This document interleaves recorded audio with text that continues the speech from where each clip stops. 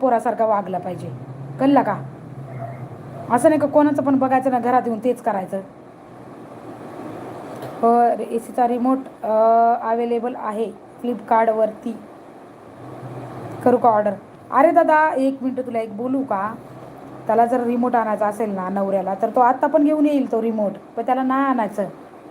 त्याला ना मला एसीमध्ये झोपू नाही द्यायचं असं आहे त्याचं म्हणणं. त्याच्यामुळे तो आणत नाही. तर त्या दिवशी दुसऱ्या दिवशी पण तो आणू शकला असता. ज्या दिवशी त्यांनी रिमोट फेकलं ना दादा, तर त्यांनी त्या दिवशी सुद्धा रिमोट आणू शकला असता, पण त्यांनी जाणून बुजून रिमोट आणलेलं नाही आहे. कारण त्याचं म्हणणं आहे का मी एसीमध्ये मज्जा मारते, एसीमध्ये मी झोपते, त्याच्यामुळे त्यांनी माझ्या मुलं रिमोट ना आणलं. समजावून सांग लेकराला.